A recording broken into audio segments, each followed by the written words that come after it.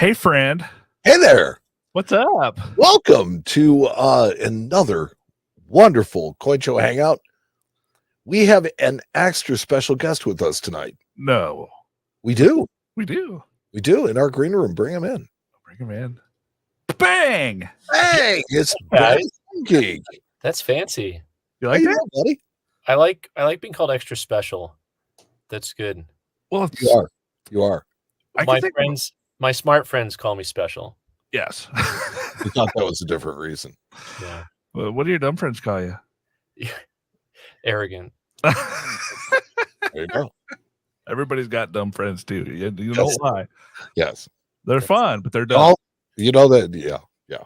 And if you don't know who it is, it's probably you. Yeah, that's right. Wait a minute. I don't know who it is. So, everyone's stopping to think now about who's the dumb friend. There's that one friend that everybody in the group makes fun of. And if you say, my friends don't do that, you're the person they're making fun of. That's true. Yeah, I feel that. That's true. Well, we have a bunch of folks popping in. Hi, everybody. Round and shiny. Coins and Trains. Randall Hawkins. Live Coin Q&A is here. Live Coin Q&A. Paul is here. Jack is here. Holy macaroni. You guys are awesome. So thank you guys for popping in. Thanks for coming in. Saturday Night Fever. I know we're hanging out with our friend Ben here. If you guys have anything you want to ask, just start firing away. I'm going to go through the I'll keep an eye on the chat, and if you guys want to we can want to fire anything off, go ahead. And we're just going to sit here and talk, and you guys just enjoy. And if you want to jump in, please do. So Mike, you want to talk about last week at the Coin Show? Well, I do, but I want to talk about something just a little bit more recent first. Go for it. Fire away. So this morning, I was greeted to a brand new Ben the Coin Geek video. And it was the results video from your, he took a 1947 mint set. Okay. And he cracked it. And he sent all the coins in to PCGS. At one time. And he got them all back in one submission. Yeah. And the results were really pretty. They were educational and I think very interesting. Did they slam you? So, it's not the type of thing I would typically do. I had a bunch of people comment on that. And there's lots of things that I do for the channel that I wouldn't normally do. For the views. Well, a part of it is, it's typically not economical to do unless you've got like some just bonds or coins in there that are just going to be dingers, right? You got to have something that's going to really whale. So the interesting thing is actually we got some 66s on our halves and on quarters, and that's kind of where the money is anyways, because on the smaller coins you need to get like 7s and 8s to really have something that's rare, right? And it was very educational. I thought it was really good. It was really good for people to see because it's one of those questions we get all the time. And the most intriguing part was that both the two of the nickels came back. And this is was this like a flat pack mint set? This is your double mint set, so it's like 28 coins. It's a 47 double mint set, and Ben mentioned this in the video, and I think it's I didn't get a chance to watch it. My apologies, Ben. Well, it's okay. I saw it this morning. It just launched. I'm glad I got invited. I'm feeling okay about that. So what I noticed about it is that he sent the coins in.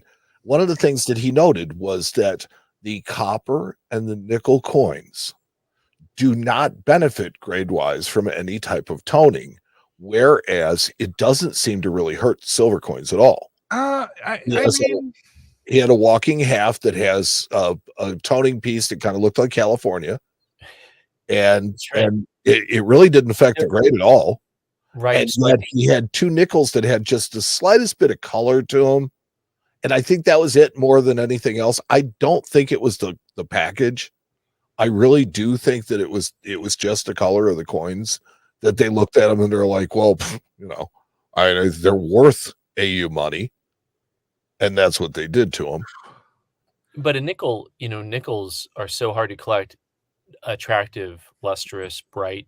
At Jefferson nickels, I tell people all the time, it's kind of the forgotten coin of the 20th century. But if you want to collect those and get attractive versions, good luck, because especially from the 40s and 50s, especially from the 40s, we'll say, they just come unattractive They're flat.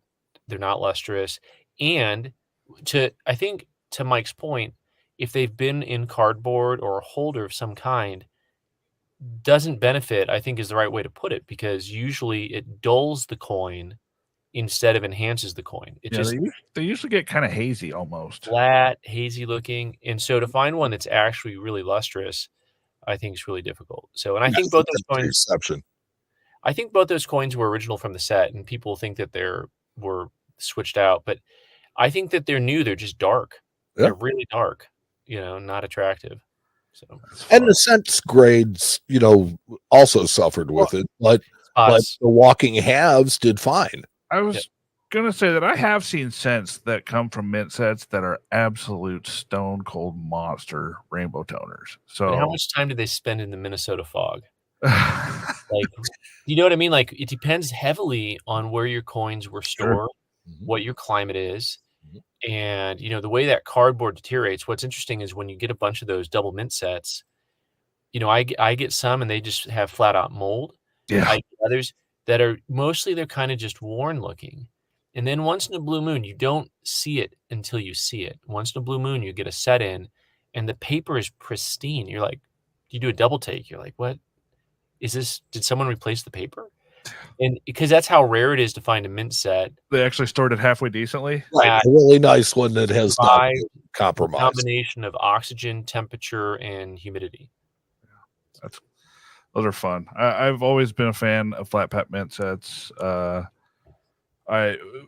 We helped make one of the craziest coins I've ever seen out of a flat pack mint set. It was a 50, I forget which date it was, one of the 50s Franklins that ended up going at Legends for like $46,000 for rainbow toner and Franklin out of a mint set. Yeah, it was crazy.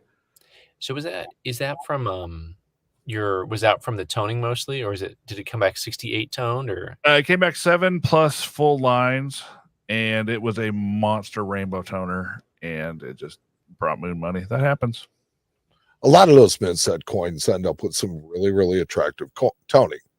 Some of them end up with some not so attractive toning. I would go the other way with that. Was a lot of them end up with some not so attractive toning, and that's some fair. of them end up. Yeah, it's a hard thing because for a collector, you want to keep those sets in. Like, there's the preservation of history. You love having them together in the sets, the originality.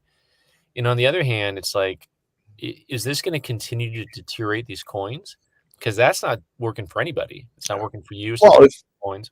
I think a lot of that, it will rest on whether you consider yourself to be a steward of the coins or the owner of the coins, right? And the thing about those mint sets, the double mint sets in particular, is that there's no real way to authenticate the coins that are in there as to coming from them, other than, the typical mint set toning, that modeled toning that they have. But once that set is opened, there's really no saying what coins were in it. Right.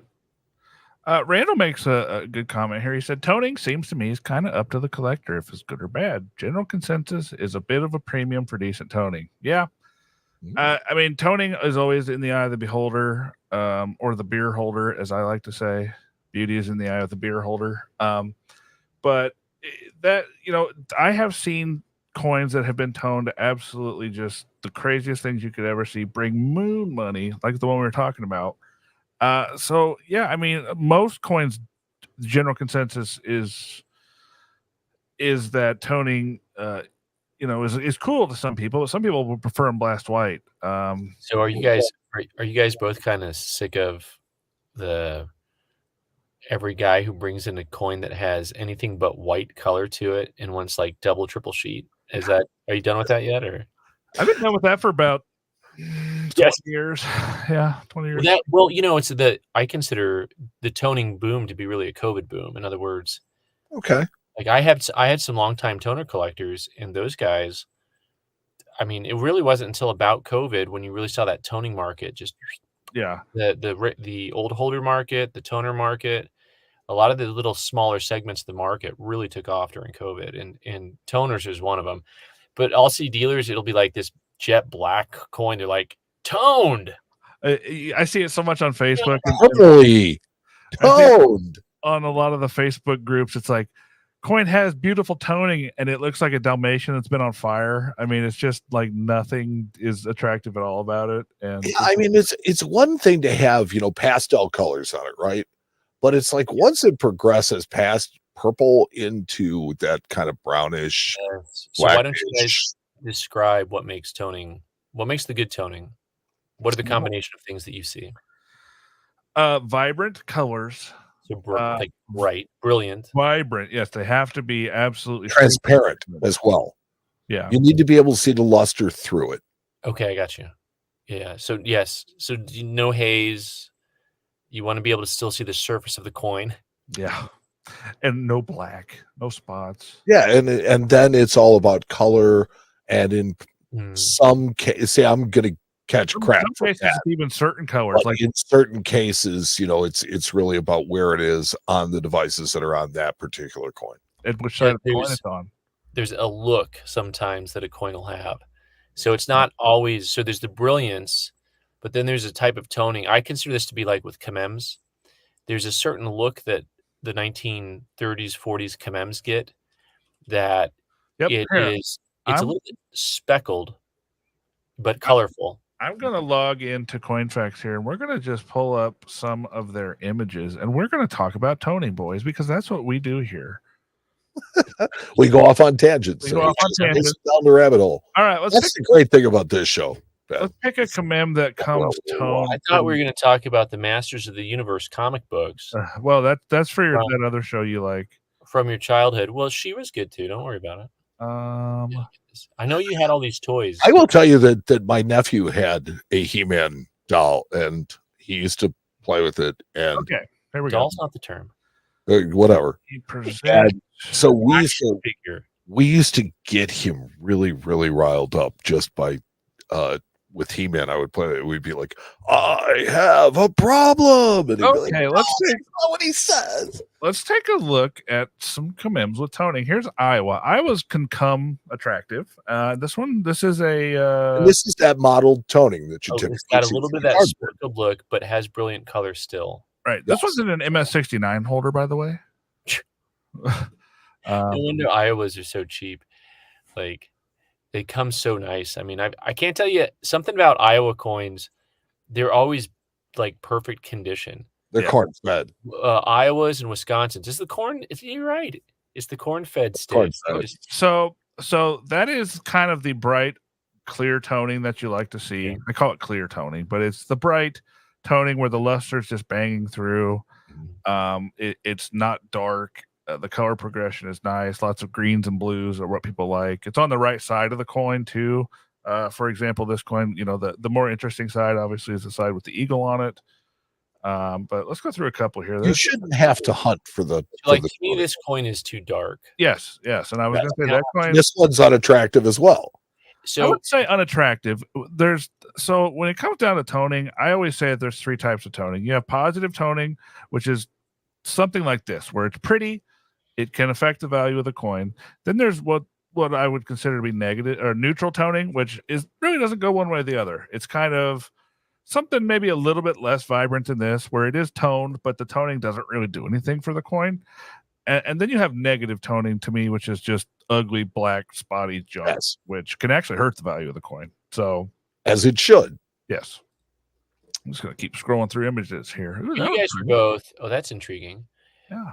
You guys were both, well, maybe you weren't both dealing in the 90s, but you guys, I remember in the 90s to early 2000s, toning was like the death knell. Yes. the coins that looked like that. Yep. So like you'll see a lot of coins that are in holders from the like late 90s to early 2000s that were kind of over dipped. Yes, they were all over dipped, and they were all kind of got a good grade anyways, but like it's because this, especially that type of toning, would have been gone. That type of toning, that coin's probably a lot nicer in hand than in the photo.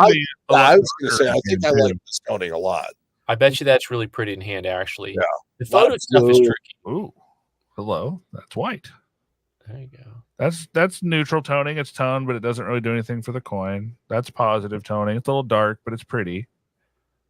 Yeah, like the reverse on that looks like it's really nice. I'm trying to find some ugly toning. This again is neutral to me. It's pretty, but it's dark. Yeah, about the third coin in, you had one that I thought was like mid. Yeah, let me We're more here. well We're going into- down. well We're into going down flow. in grade. We're at 68 now.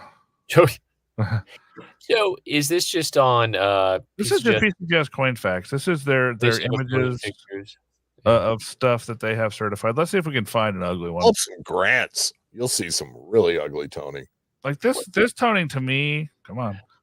That doesn't do anything for me. No. I would pay less for that coin, actually. Rusty. Yeah, it looks rusty. It really does. It's that to me. I will say, if you have an old holder that was shipped in, and it matches the circle on that sub, it might be a good coin. You talked about earlier with the mint sets having coins, and you can't prove they came from the holders. right. Yeah. There's lots of the older Kamems. I don't know if some of you guys out there know this or not, but if you're watching, I'll find a lot of this the one. old Kamems were shipped in different types of cardboard boxes or sometimes wood boxes, and so Sometimes sleeves. a little bit of everything.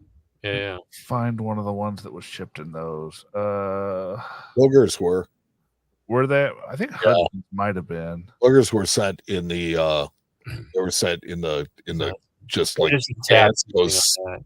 sleeves. Let's pick a 48D Booger T. Washington. Booger. The Bookers. These I are was gonna be gonna mostly say- white, I bet. Watch. Let's just let them load. Look at that. All those white coins. I think Iowa's. Let me go back. For some reason, I feel You're looking for coins that haven't been toned much, but they're in No, their higher grades. I'm looking Ugly for that tone. toning that you're talking about with the Are we pad. putting money on this? I'm looking at Vermont. Vermont. There you go. Let's pull out an obscure one here. No one talks about Vermont. Let's go to Grant? Catamount. Let's go to Vermont. Why not? See if we get a white coin on 68 top. plus. Here it comes. And survey says Coin. That We coin got some is. rainbow toning. that's not unattractive. Let's pull her up here. This coin's probably pretty nice. I'll bet you it's better in hand. I'll tell you what. So I have a customer who collects Morgan dollars, toned Morgan dollars, but he doesn't collect them like most guys who want like the $2,000 coins. He collects by date mint mark combo, so he knows which dates don't have toning. So one of the first coins that came to mind for me on Kamems is Vermont, because I'm trying to think, have I ever seen a toned Vermont?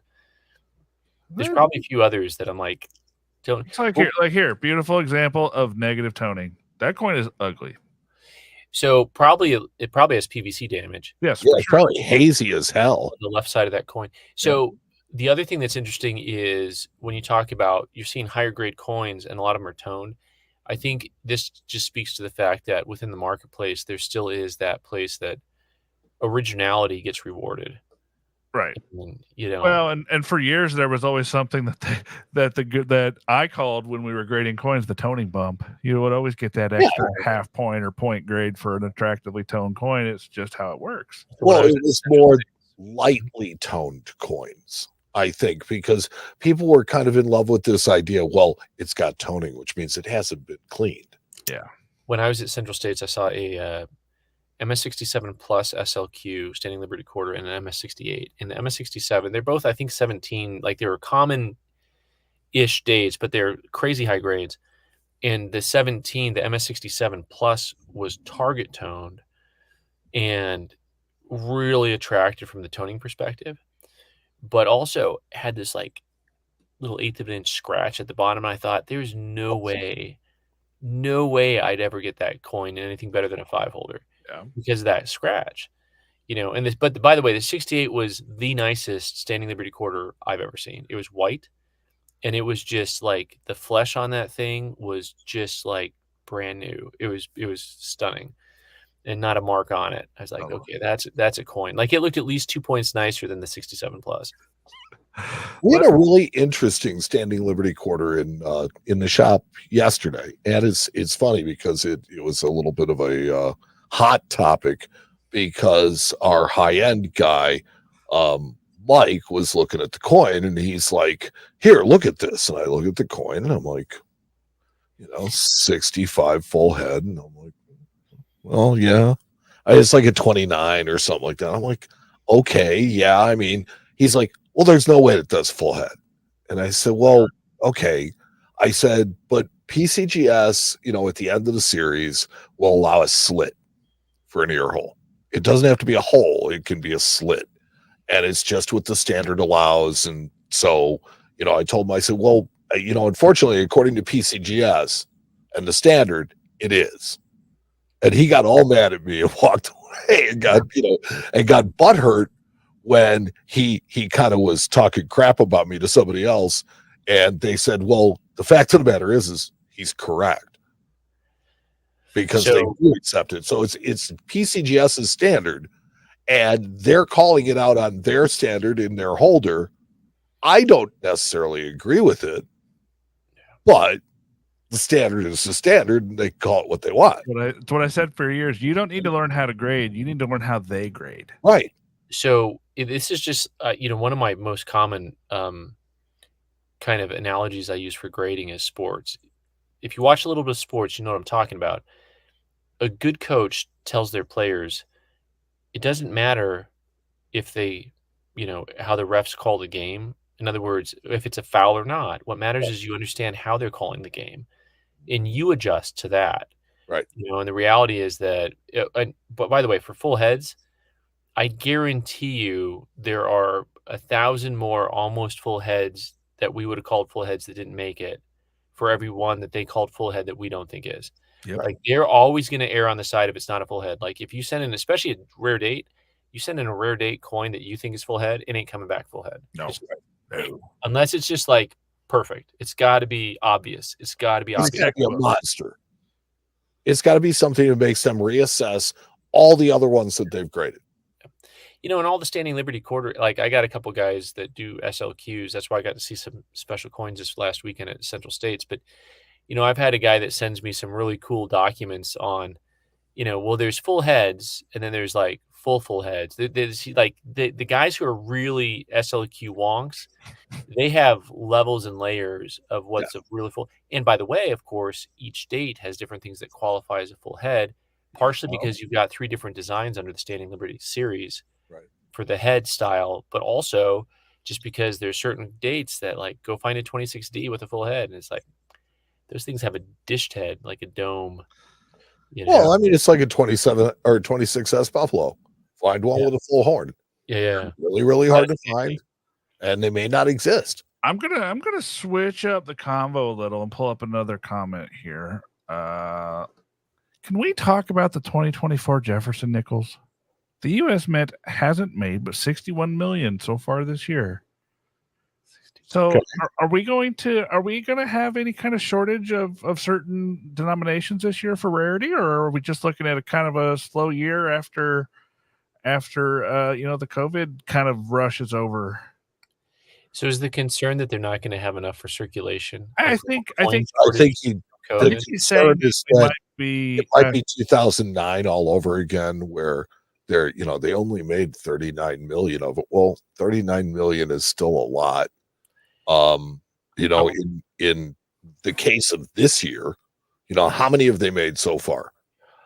Yeah. What did he say? 61 million. 61 million is still a lot of coins. I would be curious to understand and know what coin usage looks like in America today. Well, I kind of think about it like this. Especially with this, think about the W quarters that they put out. They only made 1 million of each of those, and they're still popping up and changing. $20, right? I'm sorry, yeah, they're $15 or $20, and that's it. Yeah, and they're still popping up and change everywhere. So I think that 61 million, that's a bunch, and I think that it's going to be a little while before we see any kind of. Eventually, you'll find them, but I think for collectors, okay. So here's the thing: I don't think that people collect by date and mint mark anymore. No, type sets, man. Because of that, it has kind of killed the premium on some of these coins. Yeah. There'll always be some people. I mean, the U.S. Mint's still in business. Yes. I mean, the proof sets and mint sets still somehow sell at triple what they were before COVID. Yeah, but they really don't sell very well. Those numbers are bad. Hey guys, you remember when the silver proof sets just magically went up double overnight? They weren't selling them. They had they weren't selling. U.S. Mint stopped recycling coins, and instead they just sat on their website. So you could buy a coin that was 3 years old on their website, and then all of a sudden they're like, "These aren't selling at $48.99, $99.95." Yeah, Like, and the guys, best part grocery was coin dealers found out beforehand and were able to just order the. I ordered like 100 sets when I found out it was happening. They were getting ready to change the price of them, so I ordered 100. You still have them? Heck no, I sold them all. That once I sold them all at a discount because I paid half of what they were charging for them. I sold them at a third less than they were charging for them, brand new. So, new topic. Worked Next out topic. Have you guys ever did any of you guys actually watch TV. anyways, no, I used to watch news shows when I was a kid. Next topic. There was that show on Sunday mornings. Anyways, so does the U.S. Mint? U.S. Mint. We'll get to it later. No, some of you know who I'm talking about, but I'll get to it later. So, I derailed my own train right now. That's okay. So the U.S. Mint with I really derailed my train trying to tell stories after stories. Next topic. Next topic, U.S. Mint. What was Mike just talking? Okay, no, I now remember. So we're talking about, how you saw ahead of time that these things were going to be discontinued.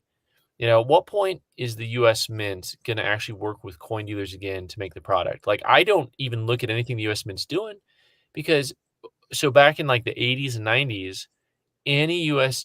coin dealer could sign up with the U.S. Mint. You got like a 25% discount. And so we all became sellers and promoters of the U.S. Mint. And now it's like, oh, by the way, no. You coin dealers, you pay the same price as everyone else. And so I don't carry any U.S. Mint products. Yeah, I don't either. I just tell people, if you like U.S. Mint products, go to their website. Yeah. Like, there's no point in me having it. And like, I love the fact, we got to like the U.S. Mint somewhat. They make our coins. Well, we don't have to. Well, but you know what I mean? Like, the powers that be, but you want success for them. I want success for them at the end of the day. I want them to continue making coins. Yes. I want them to make cool coins. I want them to be able to be, but that'd be a nice change. I don't understand the price point on this stuff. Like, why aren't we selling them a lot cheaper and producing more product? Like, here's the answer. Here's the answer right here. I know the answer too. Go ahead. They are working for profit. That Okay, is my the answer is answer. different. Okay, well, They're not supposed to be. Randall had the right answer for me. Their charter is nonprofit.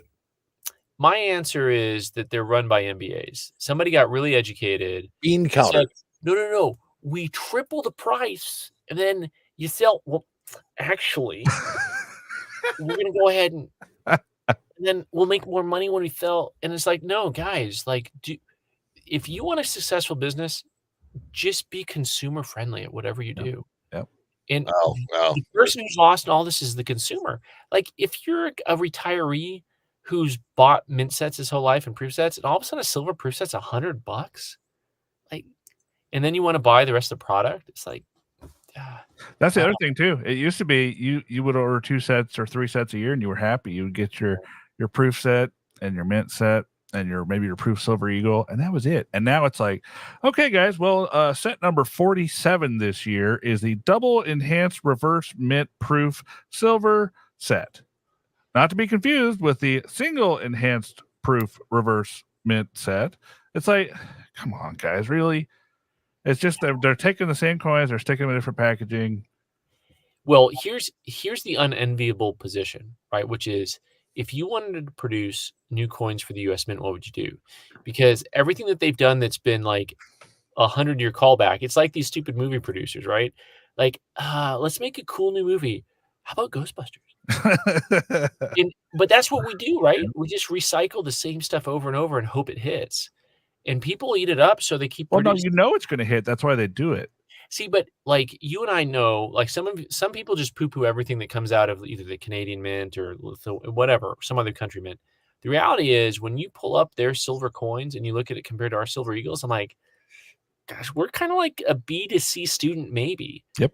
And like, the Royal Canadian Mint might be the head of the class, though, to use your analogy and push it a little further down the road. So, they make tons and tons and tons of different coins every year, and they do it in minuscule mintages.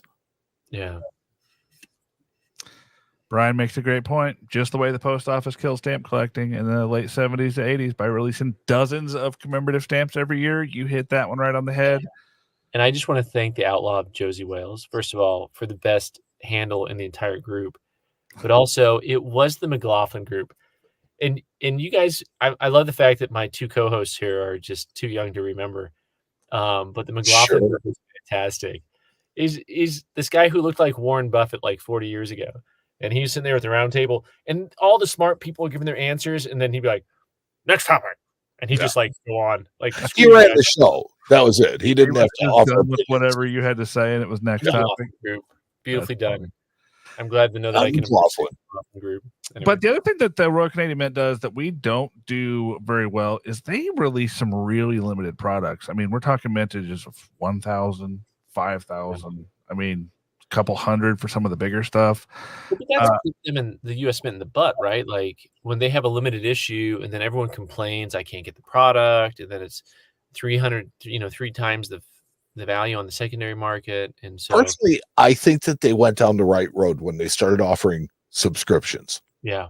Because your people that are regular buyers of it will have the best opportunity at buying it the next time. And that works fine. Yeah. But are you guys familiar with their current subscription program? I mean, their current wholesale programs? I know that they exist. They still exist. Yeah. And so, but like, I can't get them. Like, you have to order a certain quantity and you get them a discount. But all this stuff is the stuff that ends up on QVC or whatever. Yeah. They don't want to deal with those small fries. They want to deal with the big movers. Which is funny because then they get poached anyways, because now you're selling to hucksters. Yeah. Right. That's what happens. Like someone is going to put it in a holder, and all of a sudden, well, this is an MS-70. It's in a rare 300,000 that we made, which were also MS-70s. Yeah, it's in a rare cherry wood box. Yeah, and that's what happens. You're exactly right. They get sold to the companies that buy them, grade them, and then sell them on TV for 6 times the issue price, but only 3 payments of $249.95. That's right. And that's exactly where they go. So they hide them in places where they won't be found for a long time. Is that kind of like when we sent the Sacagawea dollars to Ecuador as aid? I think so. Yeah. Okay, gotcha. We don't need these, but they're worth something, so you guys take them. Yeah.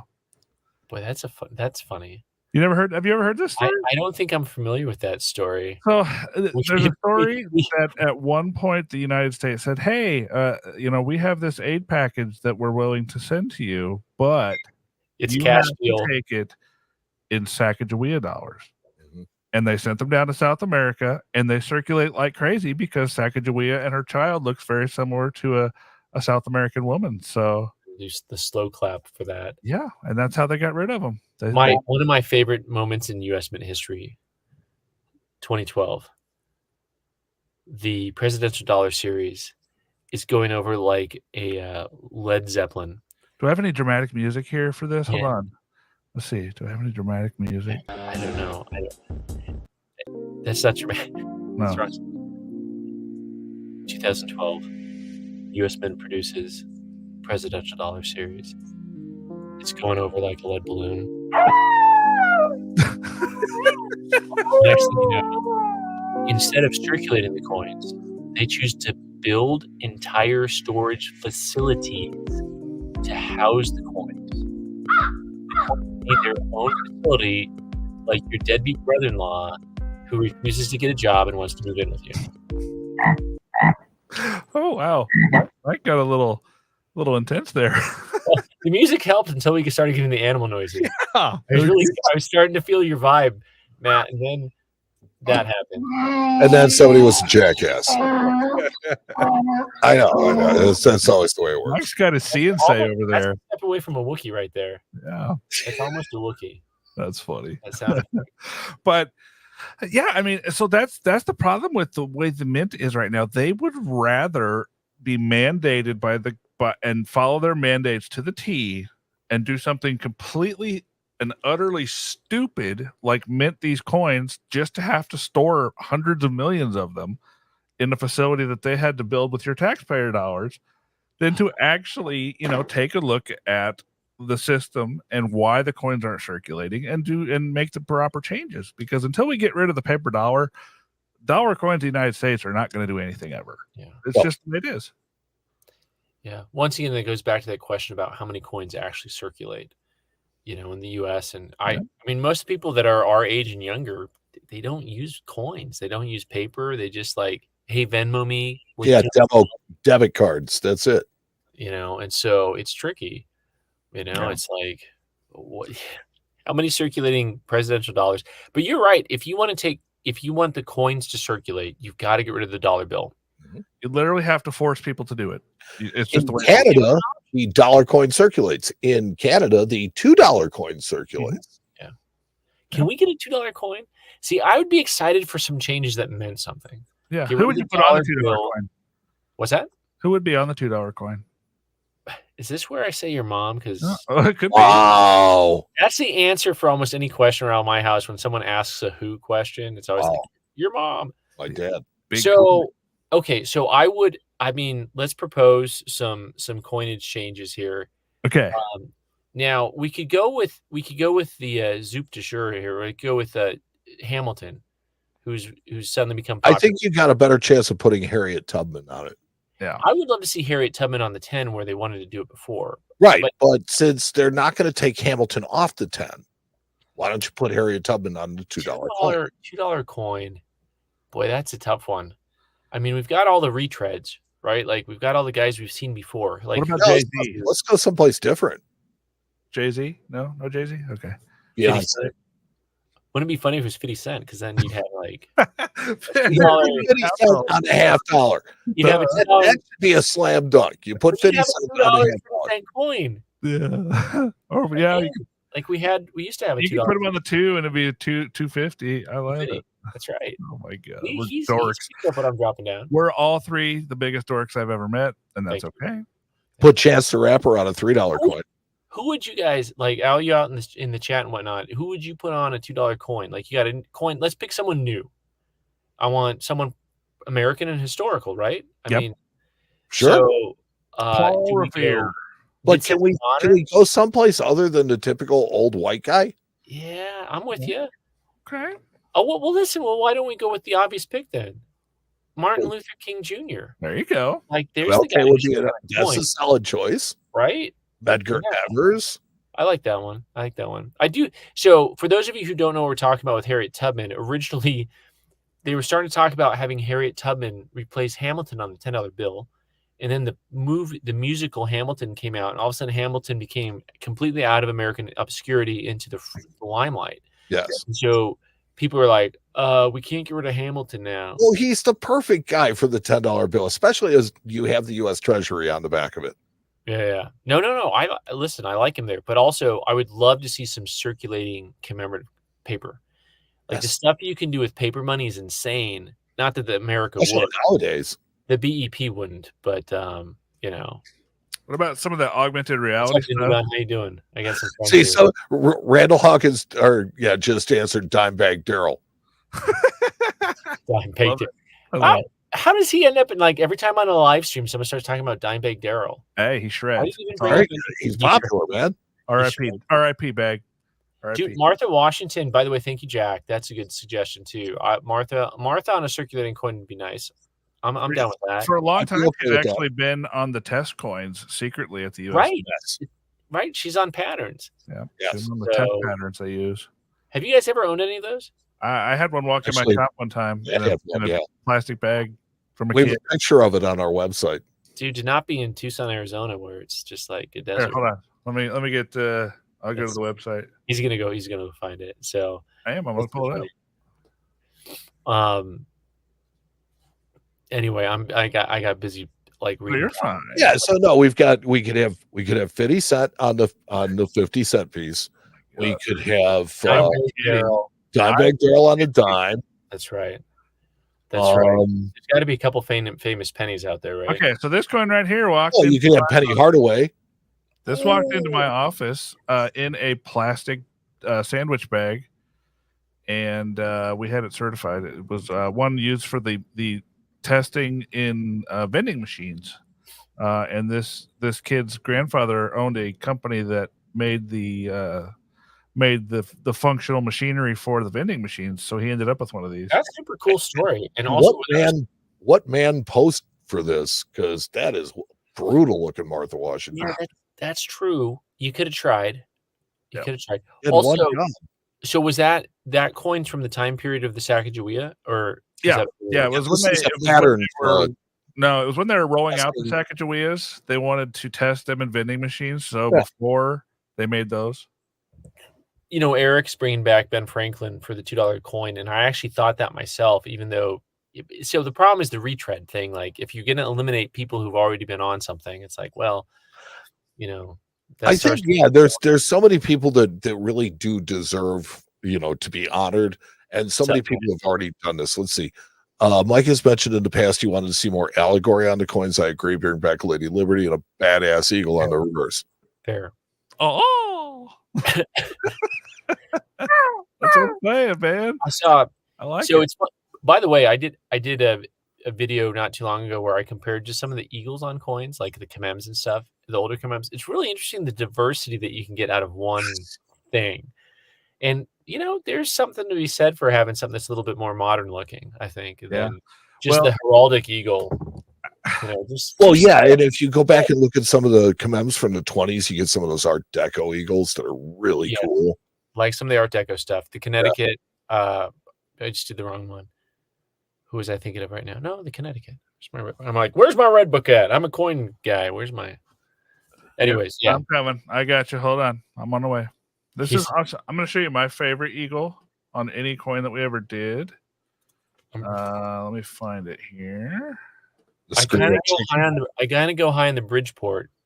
That's where I was heading, my friend. That's the Bridgeport. Yeah, that's the most Art Deco eagle there is. It's Art Deco, and it's really funny if that's your pick because I really like that one a lot. I like that one a lot. Well, I also like the one on the Texas. And actually, I wasn't wrong. The Connecticut is my other favorite. Yep. The Connecticut and the Bridgeport are the two that I was thinking here. So there's your Bridgeport. Here, I'll get the nice big pictures up. The Connecticut has such an interesting combination of being realistic and yet stylized. Yep. Yeah. There's the Bridgeport with its it's very stylized, almost like a hood ornament. By the way, we can't put P.T. Barnum on the coin because there is already on one. So hats off. Kind of like a hood ornament. And then the other one, where is it?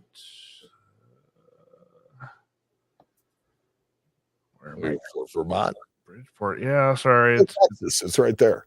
Do I keep missing it? On the right-hand side. Oh, sorry. So while you look for that, I'm just going to talk to some of the comments about Vermont. There's a lot of cool people that know. No, there's no eagle on that one. No, it's not the Vermont. It was the where'd it go? You're looking for which one are you looking for? The Connecticut? Connecticut. Thank you. Is CV, it's the same metro area. So when you look at some of the combinations of comments we got going on here on the chat with different coins and stuff. See that eagle's bold. That dude works out.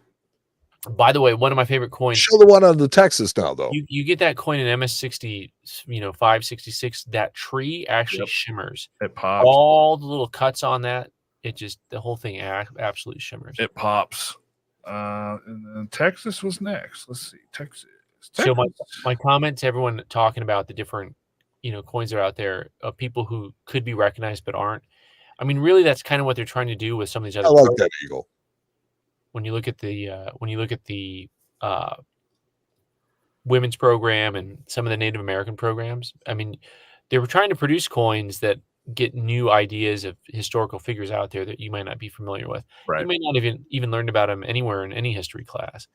So I find that kind of interesting to see.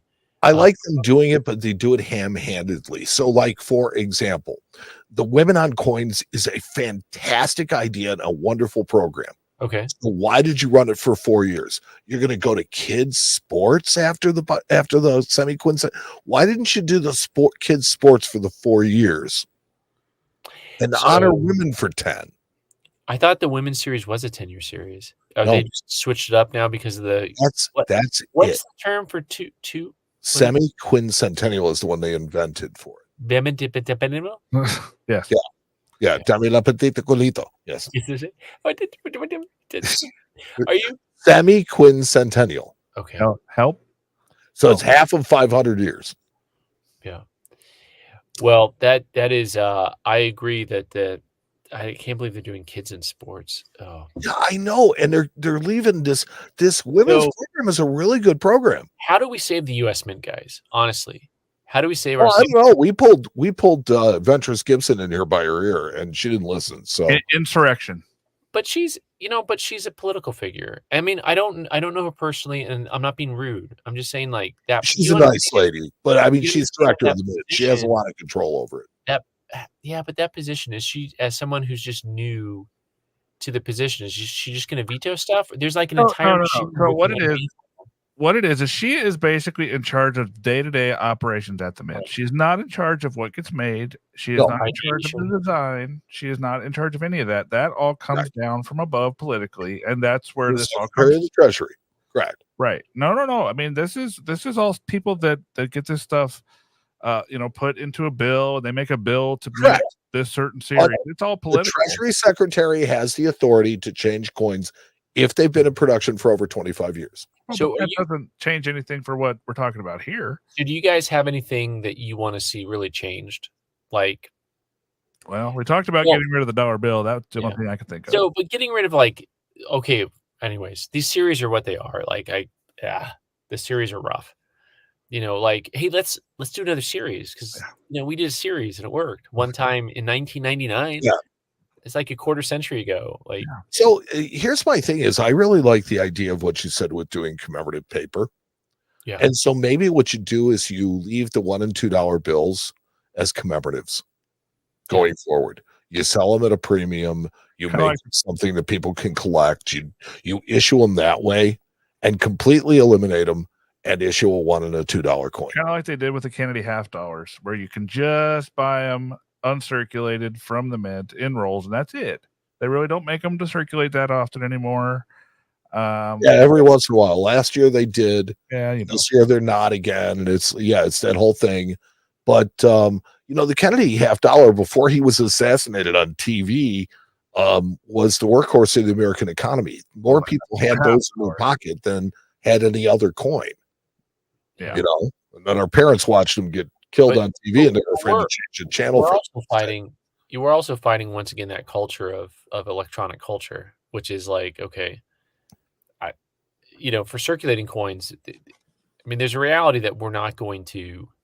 I mean, what we want to do within our own culture is create something that's more interesting so that more people take notice.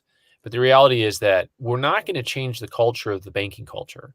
The banking culture is we want to make things as easy as possible because we want to keep people in debt so that they don't have any money, right? And that's the banking culture. So for the rest of us, like what we're trying to do out in the numismatic world is we just want to see something that's interesting and different, design oriented. It's not the same old predictable kind of stuff. Here's the thing is the only hole I see in that theory is the fact that we already make 5 quarters a year and we make $5 a year. We make all these different. Pardon me? Let's stop. Well, no, actually they found that the seniorage from these programs, is free money.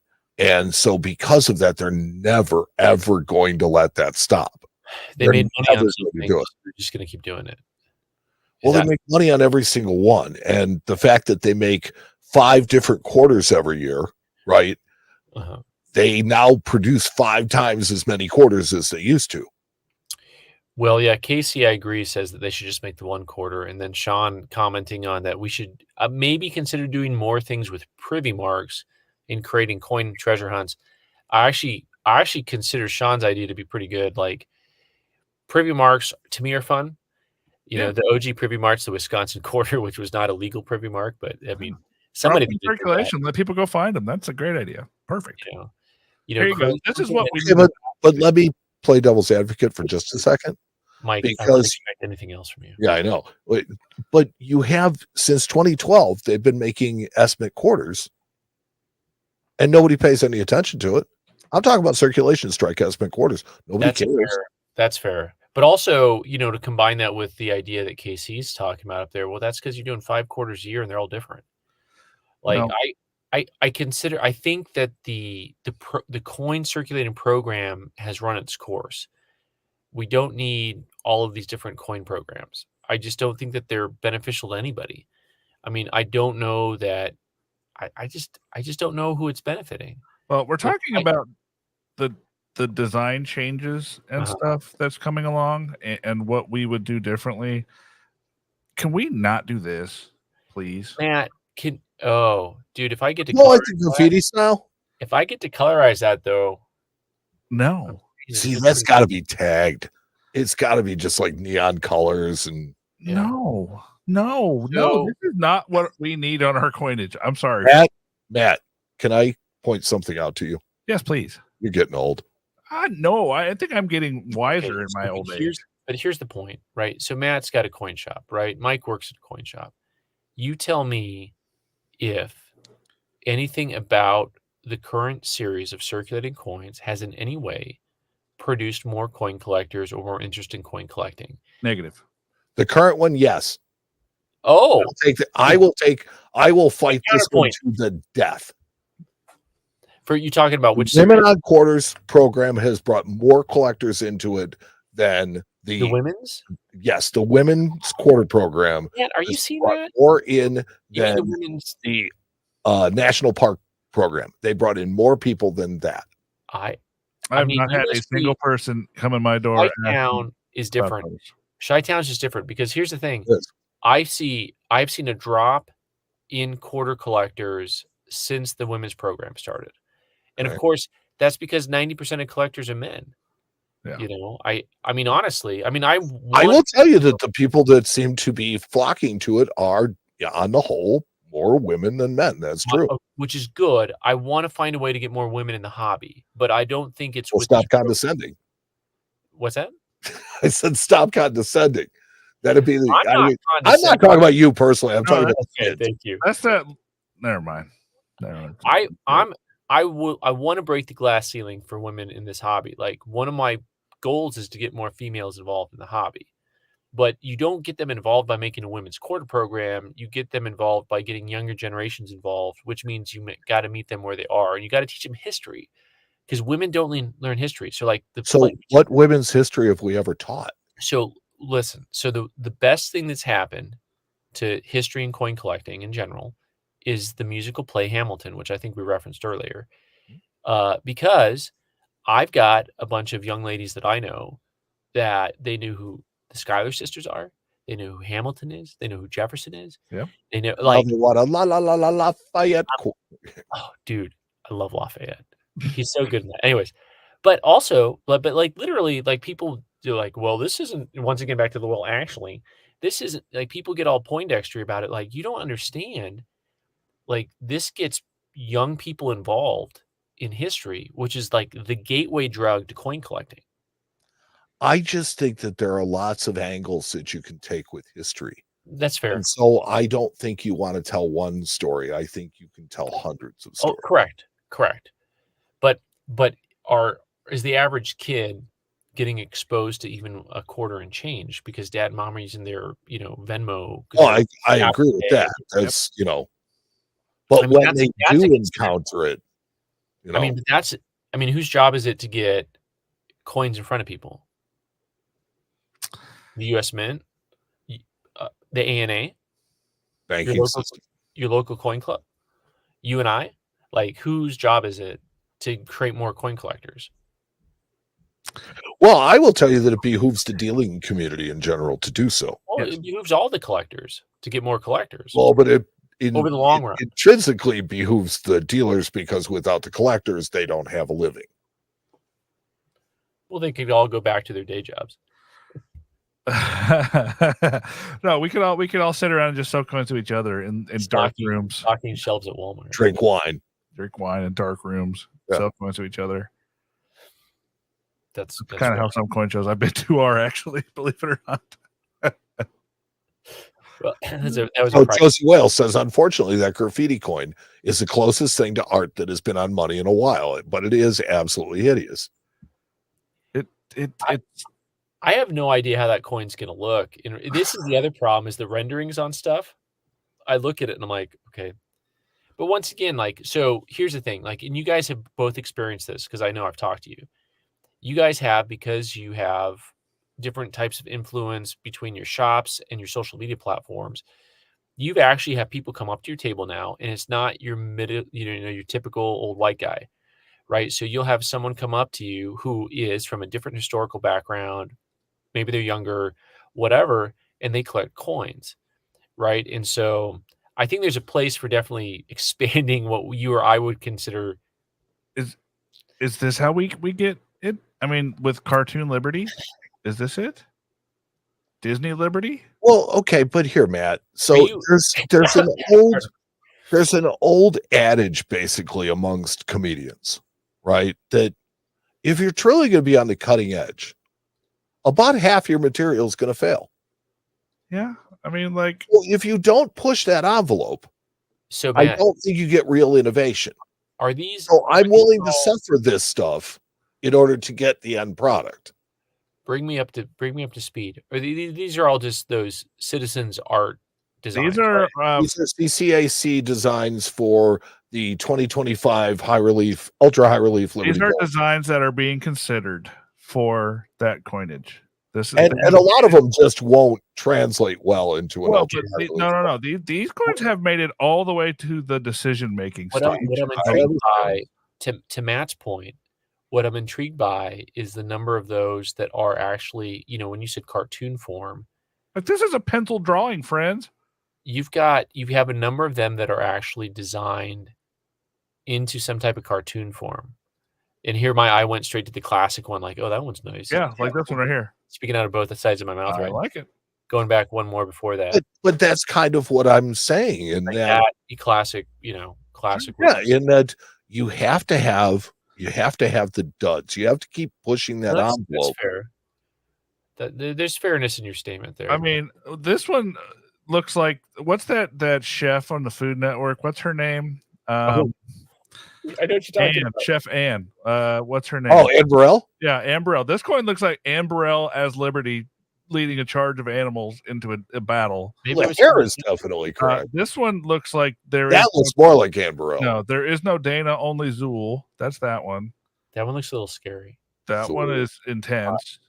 So after And that's the Fresh Prince. That's the Fresh Prince. after you Statue of showed me Liberty. all of those, I like the Justice one. Actually, go back one. You got to go back one more. So this design, which is like an a modern inference to an Art Deco, I actually like the design elements too.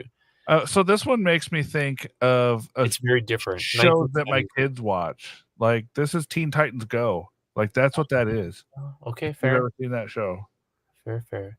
There was definitely some that are cartoonish, and I actually ended up liking the Like, this Fresh right Prince. here is Disney Liberty on a Yeah, you could have Vanessa Hudgens sit for that like, one. that is Princess Liberty of the land of Washington D.C. Yeah, like, U.S. Coinage brought to you by the Warner Brothers. yeah. So I don't know, man. That's where we're at right now. That's why I look at these things and I'm just like, man, is this really where we're at right Eric now? Bethard had added a pretty funny comment. He says, how about a coin series featuring modern money transfer options, a Venmo quarter, a PayPal quarter? I'm gonna go with coins making sense. I want Wacko, Yakko, and Dot on Oh my my coin. God. Oh, yeah, definitely. They should We They should should just go just- full bore. they should Like- just sell advertising on it at this point. Some of my favorite modern 1-ounce silver coins, they're always from Tuvalu because they're trademarked, and it'll be one of these, whatever movie, cartoon, and like, and there's the Roadrunner. I love it. Yep. Take it. Right. I spent them in Tuvalu, though. It's crazy. Tuvalu. But yeah, I mean, so that's like in modern, and that's just this. Everybody knows that keeps track of our show. This is why I hate modern coinage, because it's so much bureaucracy. It's so much just fluff So that it distracts me from wanting to even look at the coins. Like, I look at those coins and I'm just like, garbage. realize now. Think Yeah. about this. Think if you're the guy who's like the die sinker, and you have this technical job that you love. And then you've got He looks at it. He says, "Oh, I can't. Right. I just can't." So, That's, like I talked to the guy who designed the new $100 bill, right? And so the one with the guy sitting there like, okay, well, I've got to engrave this now. the strips on one side. But I was talking about how long it took and how we won't work with the Canadian Mint. Like all these other countries do stuff. He's a paper scientist. This is honest to goodness. This is the real story. And so, but the thing that was really fascinating was his commentary, where sometimes you and we get lost, is back to what you said, Matt, which is the bureaucracy. He said, I'm like questioning about all this stuff. He's like, you got to realize, like, we're doing this over here. And then there's like the bureaucracy, which actually like pulls the strings on the puppet. Mm-hmm. And so they don't have a choice.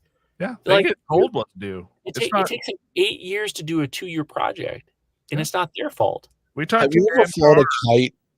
Have you ever flown a kite and had the string just get tangled into a ball? You might as well just cut the string off and start over, because it's just easier. Yeah, when we talked to Dan Carr many moons ago about, and he designed some of the designs for the state quarters.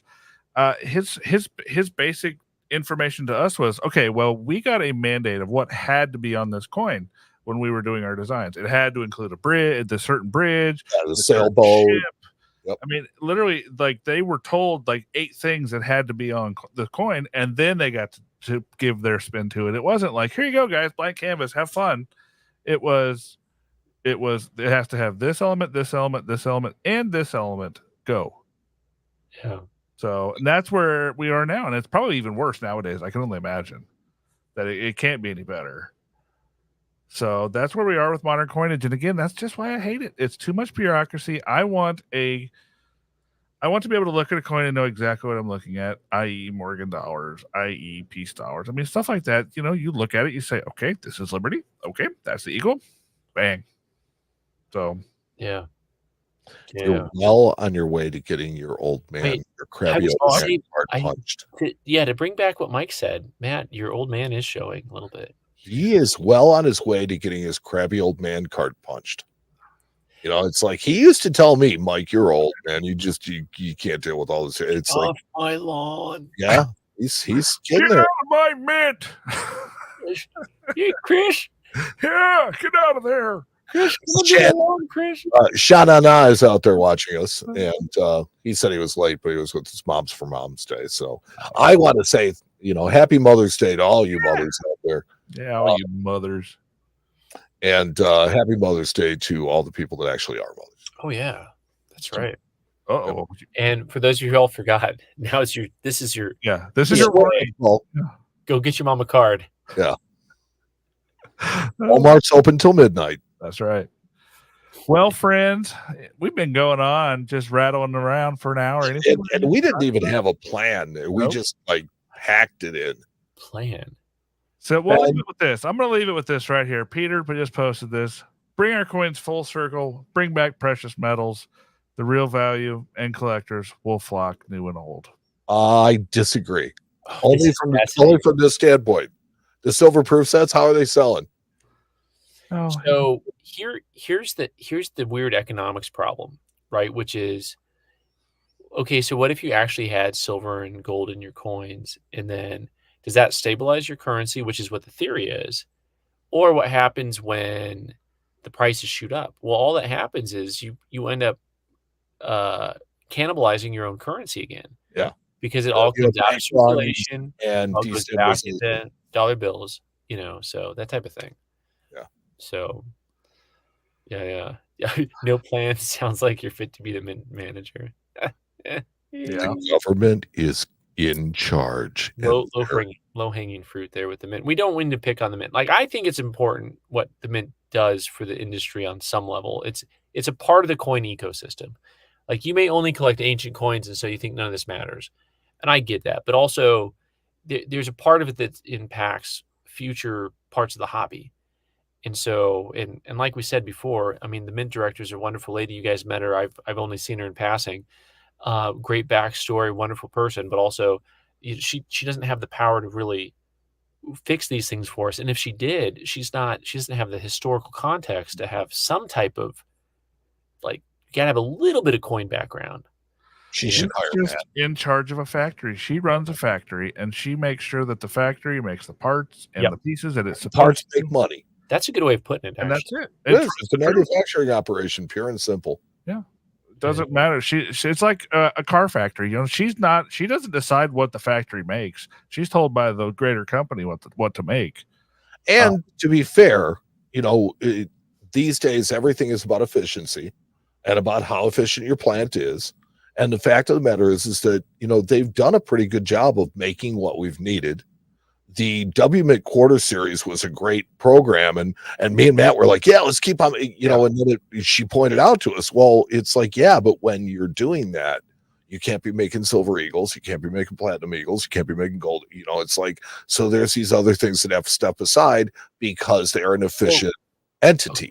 So let me ask you this. Well, yes, I understand once again the laws and the rules of dealing with the U.S. Mint, but also, I mean, even from a design element, I mean, can't we have other people actually physically produce the coins? That's all probably verboten, right? Probably, Like, probably. Absolutely. Yeah. No. They Yeah, have to the be an DEP official U.S. Mint. U.S. Mint has to be the production. Yeah. Yeah. Because I just look at all these other countries and they have the Scottsdale Mint producing their coins. Yeah. Yeah, but they also have economic problems that are hanging on the horizon. And that might be part of it. Well, I think the good news is here that between Matt, Mike, and I, if we want our own coins, we just go to the Scottsdale Mint, and That's true. Boom. I think we have an in. Why don't we just start our own currency to replace the dollar, and then we can go to prison like that one guy. I was going to say that's the follow-up. Oh, yeah, like not held. There you go. Yeah. Then you go to prison. Or not house. That's not house. Yep. Not held. But it's just minor prison, right? It's not like begging. Well, you know, it's federal prison. It's kind of like, you know, day camp. No, this is one of those prisons that have lawn chairs and stuff. It's fine. I got my ass kicked at day camp, just so you know. Yeah. Oh my gosh. All right. Well, anything else we need to talk about tonight? Anything else you guys want to cover before we hang it up? I know these people are just kind of like watching us ramble on. And we've had a really good crowd. This is how we are when we get together too. When we all hang out, it's exactly like this. It really is. Ben, I hope you've been enjoying yourself, because I mean, we certainly have enjoyed having you on. This is a good conversation, I think. Like, I always like not having a plan. Having a plan messes me up every time. Yeah. So, because then you got to talk about. Yeah, you got to follow a script. No, but being able to just talk about coin related stuff and whatever the topic is, it can go 1,000 different ways. And so, especially with us. Yeah. I have this attention deficit problem. I don't know what it is. Well, friends, I think we're going to wrap it up with that. Thank you guys so much. There's so many of you guys here tonight. I just wanted to rattle through some names again real quick. Of all the people that were here, I see Yote Fan, Peter Nisty, Shannon Smith, see Randall Hawkins. I mean, you guys are all awesome. Thank you for hanging out with us. Coins Making Sense. Hello. Casey Coin Guy, Eric, Coach's Magic. You guys are all awesome. Thank you guys so much for hanging out with us tonight. And everything you guys do, just being here makes it so much more fun for us. We would have this conversation whether people were watching or not. It just happens to be that you guys it's so much more fun when people are watching. Yeah, and you guys get to be a part of it. And that's kind of what the fun part is about this, is we just like to sit around and nerd out for an hour and let you guys be a part of it. So, Mike, did you have something for me on the air or off the air? Because this is what we call a tease. Ooh. Did I have something for you? I don't know. You said you had something else for me, but you said you were going to hold. No. It was about the video that I opened with. That I really liked your video this morning. Very good. No, thank you. I wasn't sure if that was it or not. I just wanted to verify. I thought maybe you had a physical thing to show me. We're doing show and tell. No, I mean, it's like I do have physical things to show you, but not. Yes, thanks, Commissioner. I'm gonna. What? He already saw my proof set. Oh, I thought you were talking about something completely different. I'm out of here. You're out of here. We're out of here. Goodbye, everybody. Goodbye. Thanks, guys. Peace out, everybody. Please come back and join us. Never mind that. But no, I'm glad this fit in the schedule. It's good stuff. Okay, cool. So, thank you to Ben the Coin Geek, our special guest. Thank you to Matt. Thank you to all the people that helped to make this possible behind the scenes. Thank you to you for listening. Thanks, we Mom. really appreciate you. And thanks to all the moms out there. Happy Mother's Day. And we'll talk to you next week on episode, what is it, 235? I haven't got that far yet. I haven't started of talking the about Coin it Show podcast. We look forward to it. See you then. yet. Bye.